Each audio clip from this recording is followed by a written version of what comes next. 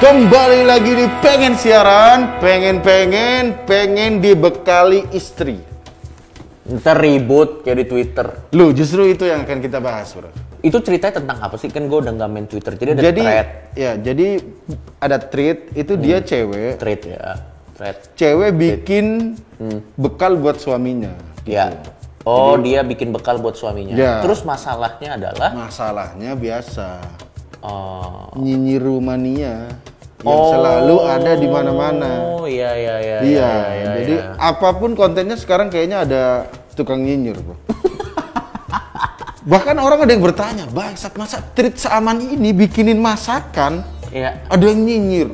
Bekal buat suami hari ini, semoga bisa jadi referensi masak. Ya. Jadi ada cewek posting bekal makanan buat suaminya gitu. Betul. Dan bermacam-macam. Ya. Terus ada yang nyinyir. I don't think anybody should be nice to men. Gitu. Jadi ya nggak usah terlalu sebaik itulah. Ya, betul. Terus bisa aja nih cowok nanti akan cheat sama kita, bisa selingkuh gitu. Bener? Apa salahnya? Hah? Nggak salah itu. Iya, tapi kan ini ntar dulu, sabar. Pengen dulu yang bikin treat bekal buat suami. Iya. Maksudnya kok segitunya lah buat suami. Bisa nanti gimana kalau dia selingkuh atau. Oh iya, gua ngerti. Oh jadi diomelin sama warga karena terlalu baik sama suami. Iya, dia ada yang ngomel nih. A happy housewife anjing. We should not treat a man like that. Jadi kayaknya ada beberapa orang yang menganggap itu cowok tuh nggak perlu segitunya. Nanti takutnya selingkuh. Iya. Gitu-gitu. Ya kalau kata gue sih mungkin yang ngomong gitu speak by experience. Makanya. Jangan-jangan mungkin kalau yang ngomong cowok dia pernah kayak gitu sama perempuan. Jadi menurut gue nggak salah. Nggak salah, makanya maksudku kalau memang keluarga Anda nggak bahagia atau cowok Anda bangsat, jangan nyalain orang masak. Loh, dia marah kan pasti happy wife anjing katanya. Dia kita nggak harus gitulah ke cowok. Mungkin dia cowoknya bangsat, mungkin dia. Ya kalau dia seneng sih terserah. Hah? Kalau dia seneng bikin kayak gitu ke laki-laki ya nggak apa-apa. Nah, iya, itu kan dia ngomong ini kan cara. Gua ngerti kenapa banyak yang sebel. Kenapa? Karena seolah-olah dengan seperti itu, cewek ini nggak equal sama cowok. Jadi cewek ini kayak servantnya cowok. Itu pasti ada feminis tuh yang protes. Karena harusnya kalau dua manusia tuh equal, tidak perlu ada kewajiban melayani. Melayani aja kan berarti ada yang lebih tinggi. Kayaknya sih kalau feminis nggak setuju kalau ada yang lebih tinggi, harus setara. Kecuali dari dua orang temen nih yang nih buat lo, kalau itu oke. Karena itu adalah pemberian yang equal. Tapi kalau itu kan serve itu kan no question allowed. Mungkin itu kali yang. Tapi kan pertama kita nggak tahu background keluarga ini. Makanya gini. Siapa tahu si istrinya seneng nggak sih itu ya nggak tahu. Saya yakin istrinya bisa masak sebanyak itu, sekomplek itu ya karena suaminya kerja bangsat. Dia karena kerja keras melihat suamiku, akhirnya dibekali sebagai rasa dukungan gitu. Iya, di kantor itu bekalnya dibuang atau dikasih sama cewek lain, nggak tahu ya, kita nggak tahu. Tapi kan bukan itu yang jadi bahas pembicaraan. Iya, tapi banyak yang bilang kayak bisa nih jadi inspirasi gitu buat suami. Kalau Anda mau bekalin buat suaminya, pertama yang harus Anda pastikan Anda punya suami. Ya, karena kalau tidak aneh sekali. Yang kedua, mungkin Anda catering. Ya, kalau tidak punya suami Anda bikin untuk siapa ini? Untuk siapa? Ya, mungkin Anda catering ya, kita tidak tahu ya. Yang kedua, pastikan suami Anda punya kerja. Betul.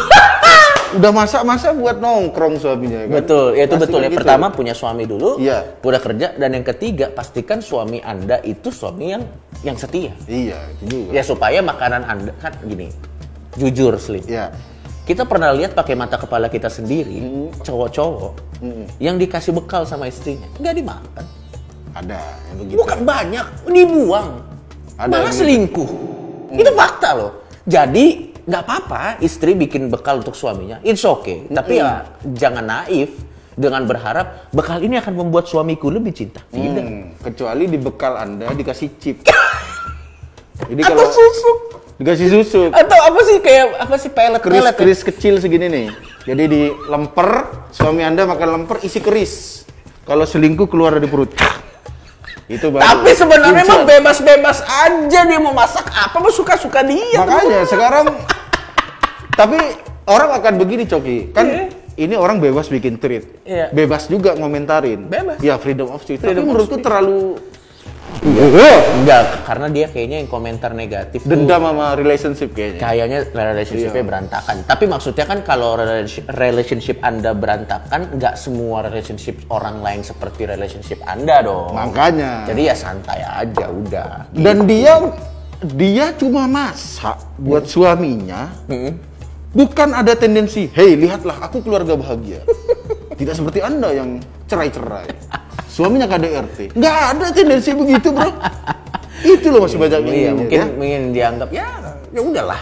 Namanya Twitter bebas-bebas aja. Dan buat para istri juga, ini penting juga. Pastikan Anda kalau bikin bekal itu yang enak buat suami. Betul, karena Jangan aku ingin seperti di Twitter. Kalau Anda masak nasi aja gosong, ya kan? Betul, Nggak betul. usah buat bekal suami. karena gini, kalau bekalnya enak, suami akan menanti-nantikan. Dan itu jadi sumber semangat untuk suami. Ya, Kalau bekalnya tidak enak, pertama itu jadi siksaan dan suami dipaksa berbohong. Gimana makanannya enak? Kalau aku jujur aku kasih kucing, apakah aku itu bisa? loh kasihan Pak. Kucing aja belum tentu makan loh. Kucing kan? Saking nggak enaknya. Begitu kucing lihat, kabur. Kucingnya kabur.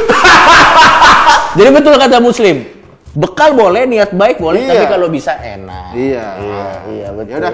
Ya kalau nggak bisa udahlah ngakuin aja GoFood dah langsung lebih aman. Kalau istri pesen GoFood nggak apa-apa kan? Nggak apa-apa. Aku kan biasa istriku masak. Iya. Ya kan? Kalau lagi nggak bisa, Kalau lagi nggak bisa, nggak apa-apa kan? nggak ada kayak di video waktu itu suami pulang, mana masakannya? Udah nggak bisa lagi kayak gitu Pak. Yang wajar-wajar aja. Iya, istriku nggak masak. Ya udah, misalnya dia capek, ya kan? Ya udah, tinggal GoFood. Gitu. Kita pesen GoFood juga orangnya udah tahu. Istrinya nggak masak ya. Udah tahu. Ya udah Coki, langsung Coki.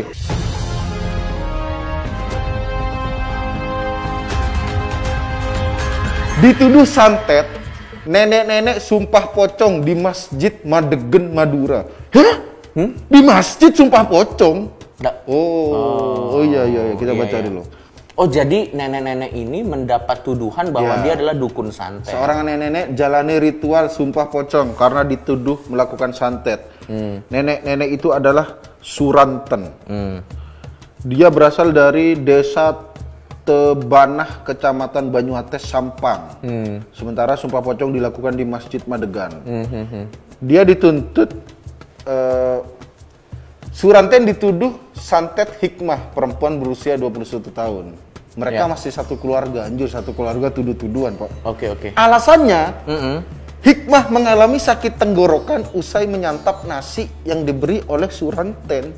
Bisa jadi amandel kan? Kok langsung dituduh dukun santet Anda Mbak Hikmah? Mbak Hikmah, Madura, Sampang. Sampang banjir pole Anda ya. Masa ente tak kasih nasi? Iya, gue beli nih ya. Ente sakit tenggorokan. Aduh, aku sakit. Santet kamu. Strepsil sama adem sari. Harusnya dicoba dulu kan, pakai obat dulu. Iya, dia pakai strepsil. Wah, aku masih disantet.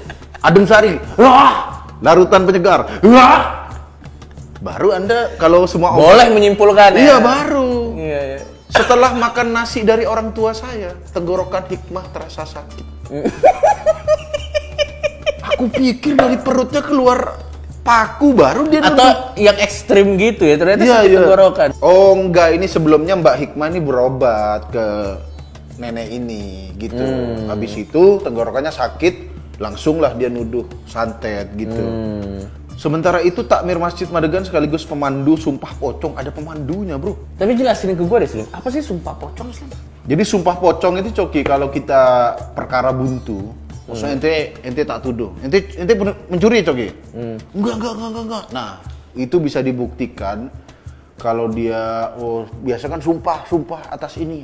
Terakhirnya sumpah pocong. Dan kalau dilakukan tuh dia dimasukin ke kain kafan. Ada mekanismenya. Ada mekanismenya. Terus seperti pocong makanya ya namanya seperti sumpah pocong. Dan katanya isunya tuh kalau dia berbohong, ada yang bilang nanti dia jadi pocong, atau dia meninggal, atau dia kena laknat. Loh, tapi itu setidaknya keuntungan dari orang yang masih punya agama, punya keyakinan. Meskipun sumpah pocong bukan ajaran agama ya, tapi itu tradisi. Tapi itu setidaknya Coki, orang yang punya keyakinan, punya kepercayaan, punya senjata pamungkas untuk membuktikan. Jadi kalau tuduh-tuduhan kamu ini kamu, ya udah sumpah pocong, pasti dia nggak berani. Loh, itulah keuntungan orang yang berkepercayaan dan berkeyakinan. Nah, sekarang kalau orang seperti Anda, apa jalan untuk membuktikan sesuatu? Tes kebohongan, tes DNA, forensik, 100% asli, fakta, tidak diduga-duga. Aku menang lagi, aku menang, logika selalu menang, sains selalu menang. Melayang dongeng-dongeng. Udah, karena padahal kan itu tinggal dateng aja tes kebohongan selesai. Ya ampun, ya ampun. Ya tapi Sumpah pocong ini tes kebohongan versi low budget, bro. itu make sense. Itu make sense. Kalau gitu saya tarik kata-kata saya. Karena kan susah. Maaf, tidak semua orang punya teks kebohongan. Benar. Oke, kalau gitu boleh. Kalau gitu boleh. Ya udah, lanjut. Next. Apa selanjutnya tadi? Ya udah kalau gitu segini aja pengen siaran kali ini. Pengen sumpah pocong.